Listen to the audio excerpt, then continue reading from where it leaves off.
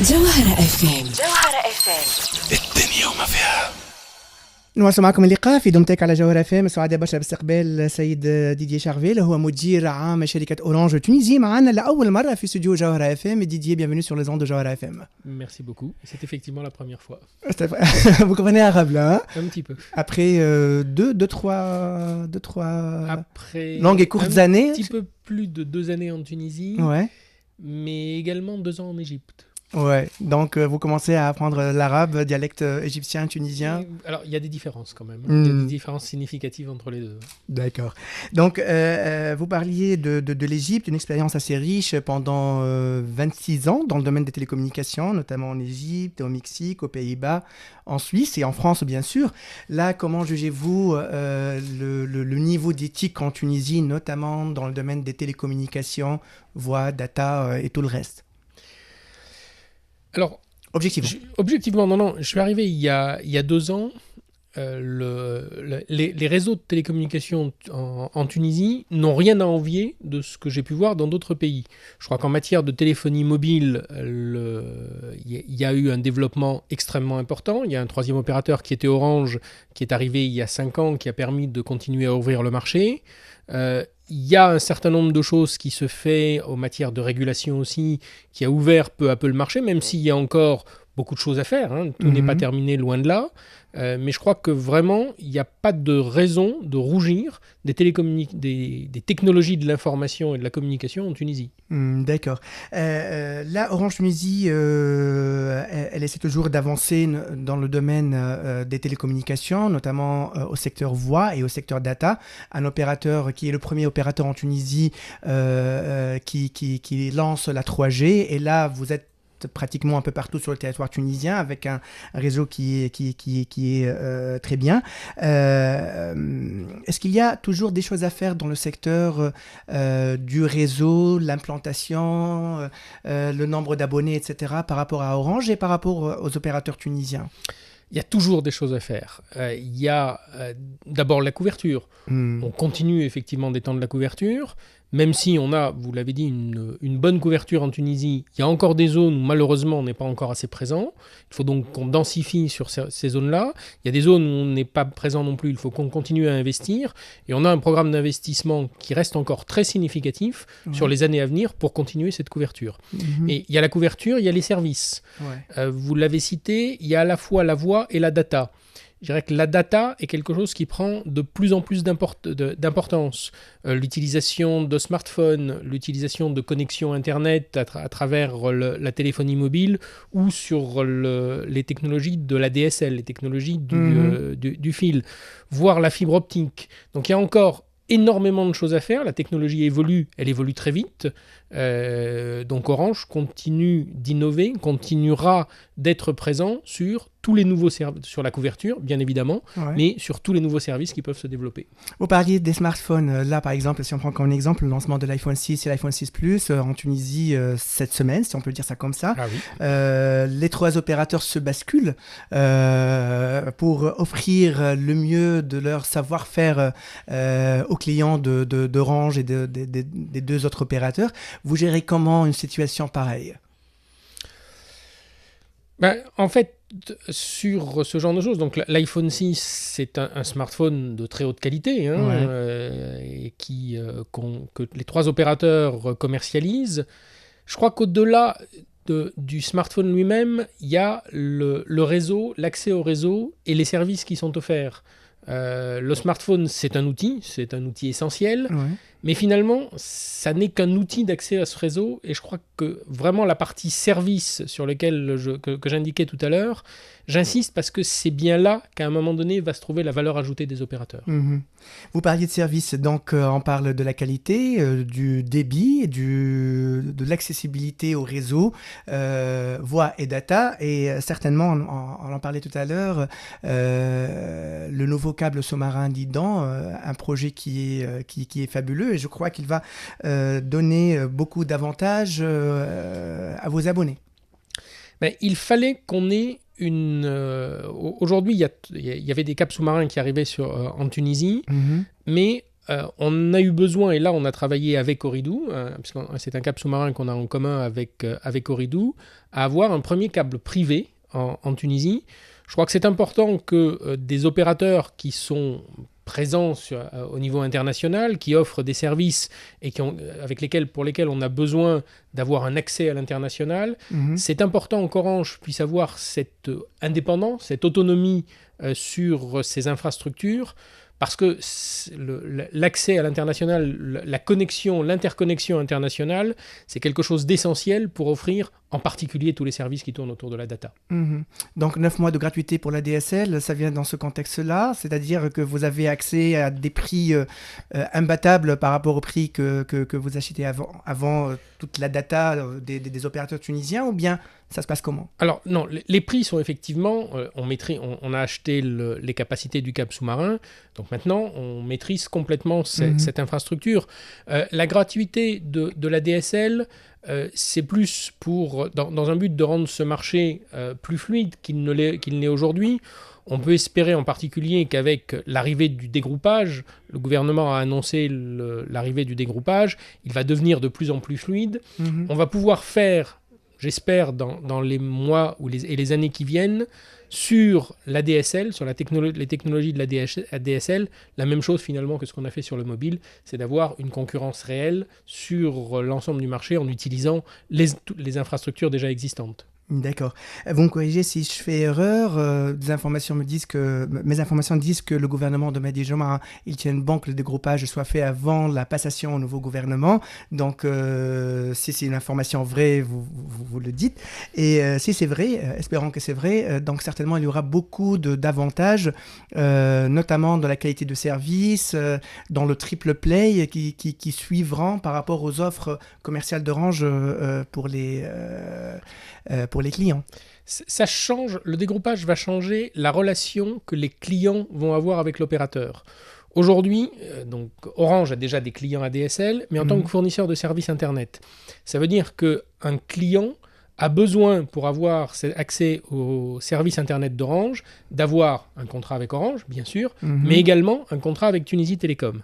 Ouais. Le dégroupage permet aux clients de ne plus avoir qu'un contrat avec Orange. D'accord. L'utilisation des infrastructures de Tunisie Télécom, c'est un contrat qui relie Orange et Tunisie Télécom. Donc ça facilite la relation client entre l'opérateur et son client, en évitant d'avoir ce mariage à trois. Ouais. Je me rappelle très bien le lancement de la Livebox chez Orange pendant une semaine, puis le produit a été retiré du marché, puis il est revenu l'année dernière. Vous étiez innovateur par rapport à la voix sur IP en Tunisie, et les gens attendent avec la double play, la triple play. Donc, est-ce que c'est dans votre stratégie d'avenir de lancer le service de la télévision, de la VOD par rapport à la Livebox, comme c'est le cas pour le mobile? Je pense qu'on étudiera tous les services qui peuvent exister sur de la DSL, mais finalement c'est un peu un complément. Aujourd'hui, n'ayant pas encore le dégroupage disponible, on a lancé des services un peu similaires que sont la Flybox par exemple, qui utilise des ressources de réseau mobile au lieu d'utiliser des ressources de réseau cuivre. Mais effectivement, tous les services utilisant les supports de transmission de données que sont la DSL, que ce soit l'accès à la vidéo, l'accès à la voix en voix sur IP, l'accès à l'Internet, nous le ferons aussi sur la DSL avec le dégroupage. Et par rapport à la fibre, l'installation de votre réseau fibre dans les principales villes tunisiennes, vous en êtes où? Alors, on continue aujourd'hui à fibrer les sites mobiles. C'est important ce fibrage des sites mobiles puisque c'est ça qui offre de la capacité de transmission et qui permet finalement d'avoir un bon débit sur les réseaux mobiles. La fibre optique, c'est quelque chose qui, sur l'aspect FTTH, fibre jusque chez l'utilisateur final, c'est quelque chose qui peut s'étudier, mais qui doit vraiment s'étudier à un niveau national. Et là-dessus, je sais que le ministère des Télécommunications travaille effectivement à essayer d'harmoniser ce secteur-là, parce qu'il y a, je pense, beaucoup à faire en matière de réglementation avant de lancer de manière efficace un projet FTTH. D'accord. Didier, lorsqu'on parle d'Orange Tunisie, on parle dans Orange Tunisie, il y a Orange, le groupe Orange, un des groupes les plus importants dans le domaine des télécommunications, notamment en Europe et aussi en Afrique. Et si on regarde un petit peu les services, il y a toujours un souci par rapport au roaming, par exemple. Là, l'utilisateur d'une ligne Orange Tunisie, et on sait très bien que les Tunisiens voyagent énormément en France, ou une majorité ou une partie des Tunisiens voyagent en France, et reste toujours ce paradoxe des tarifications du roaming pour la voix et pour la data. Et certainement, vous êtes au courant par rapport à la nouvelle tarification de Free. À partir de 1er janvier 2015, il y aura une augmentation des tarifs. Donc, vous gérez comment ce sujet-là? Et surtout que on a Orange ici en Tunisie et on a aussi Orange en France. Et quand même, on paye une différence assez importante. Alors, mes clients, ce sont des utilisateurs tunisiens. D'accord. Donc, avec l'offre Ajab et l'offre Daour, avec 28 millim la minute, comment on arrive à... Je ne vais pas parler pour les clients de Free, parce que Free a augmenté ses tarifs, c'est pour ses clients. Ouais. Je n'ai pas de commentaire à faire sur ça. Pour les clients tunisiens... C'est juste pour citer l'exemple. Hein. Je l'entends. Mais pour les clients tunisiens qui voyagent, on a déjà des offres sur le roaming qui permettent effectivement d'avoir des tarifs intéressants. Ouais. C'est quelque chose sur lequel on va continuer à travailler. Vous avez raison, aujourd'hui, on parle beaucoup de voix, puisqu'en roaming, c'est aujourd'hui essentiellement de la voix, mais je pense que la data va se développer encore. Donc, tous les services liés au roaming, on est en train d'y travailler de manière à offrir aussi à nos clients tunisiens des services de haute qualité à des prix raisonnables. Moi, en tant que consommateur, j'aimerais bien un jour, si j'ai ma ligne Orange, je voyage là où il y a le réseau Orange, j'utilise toujours la même tarification. Un peu c'est comme si on était dans l'Union européenne ou bien client d'un autre opérateur dans le monde arabe, quoi. Ça reste très compliqué puisque les échanges d'informations qu'il y a entre les réseaux font que l'utilisation des ressources de réseau quand on est en roaming ne sont pas les mêmes que l'utilisation des ressources réseau quand on n'est pas en roaming. Il y a d'autres utilisations de ressources, donc c'est assez difficile d'avoir des tarifs qui sont strictement les mêmes. Néanmoins, on y travaille. Ah, d'accord. C'est une bonne nouvelle. Si on essaie un tout petit peu de projeter vers l'avenir, probablement, enfin, tout le monde parle de la 4G. En France, en Tunisie, probablement, il y aura un appel d'offres après la libération des fréquences analogiques de la télévision. Les fréquences seront libres pour accueillir la 4G. Est-ce que vous envisagez une éventuelle comment dirais-je, installation par rapport à la 4G? On regardera tout ce qui se présente, mais vous avez raison de le dire, il y a un certain nombre de prérequis sur la 4G. Il y a le fait d'avoir effectivement des licences disponibles, ce qui ne sont pas encore aujourd'hui, donc il y a un certain nombre de prérequis. Nous avons néanmoins des équipements aujourd'hui qui sont des équipements très modernes, même si ce sont des équipements 3G. Le passage de 3G en 4G est quelque chose qui, d'un point de vue équipement, n'est pas quelque chose de compliqué. Ça nécessite des capacités de transmission, mais je vous dis, le point le plus critique aujourd'hui, c'est sur les fréquences. D'accord. Donc il y a quand même quelques prérequis sur ces aspects-là avant qu'une décision puisse être prise. D'accord. Mais je crois d'ici la fin de 2015, des fréquences seront libérées, celles qui sont accordées à la télévision analogique, pour l'utilisation de la 4G. Alors, il faut qu'elle soit libérée et il faut qu'elle soit libre de toute interférence. Ah, d'accord. C'est pour ça. Espérons, touchons le bois. Les offres de Orange Tunisie, vous épatez chaque fois les clients et même les opérateurs concurrents par rapport aux offres 3G. Donc, on parlait de l'offre Ajab, de l'offre Daour, etc.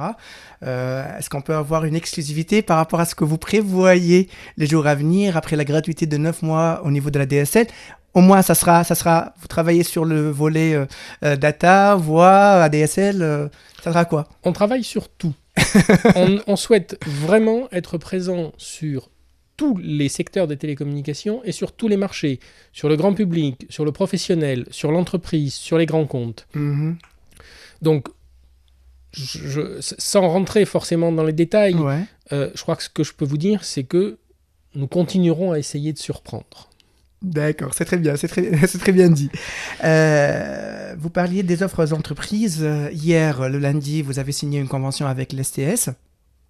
Donc, c'est une convention qui donne beaucoup d'opportunités aux employés de l'STS, si on peut avoir une idée sur le contenu de cette convention bilatérale. Ce sont on signe effectivement des conventions avec des clients entreprises qui permettent aux salariés de l'entreprise d'avoir des offres intéressantes dans le cadre de cette convention, d'appeler des numéros qu'ils ont eux-mêmes identifiés, que ce soit de gens de leur famille, des proches, à des tarifs très, très bas, de s'appeler entre salariés aussi de l'entreprise à des tarifs qui sont très bas, ce qu'on appelle les groupes fermés d'usagers, qui permettent effectivement d'avoir des communications. Donc ce sont aujourd'hui essentiellement, dans le cadre de ces conventions, des offres de tarifs bas pour permettre effectivement des communications entre les personnes. Vous faites des packs communication fixe, mobile, data, le tout associé pour présenter quelque chose de vraiment intéressant aux entreprises. Alors, pour les entreprises, ensuite, les entreprises, chaque entreprise est un cas particulier. Ce que nous devons faire, c'est comprendre la problématique de l'entreprise et lui apporter une solution. Certaines entreprises, ça va être des solutions tarifaires. D'autres entreprises vont avoir besoin de développer leur réseau de voix. Vous parliez de la voix sur IP tout à l'heure, c'est quelque chose qu'on offre assez couramment selon les besoins de l'entreprise. Certaines entreprises vont avoir besoin de connectivité internationale. Le fait d'avoir un câble sous-marin et d'avoir les capacités sur le câble sous-marin, là encore, nous permettent plus rapidement, à des tarifs plus attractifs, de proposer ces solutions. Sont vraiment des offres de solutions qui dépendent vraiment de la problématique de l'entreprise. Et on a tout le panel de services de télécommunication là encore. Je vous souhaite une bonne continuation, bon courage pour tout ce que vous faites pour la clientèle tunisienne. Je vous laisse le mot de la fin, Monsieur Didier Charvet, le directeur général d'Orange Tunisie. Merci beaucoup. Je vous remercie de m'avoir accueilli ce soir. Et comme on l'évoquait un petit peu tout à l'heure, je crois qu'il y a encore beaucoup de choses à faire et que Orange sera là pour aider au développement du marché des télécommunications en Tunisie. Merci infiniment. جوهرة FM الدنيا وما فيها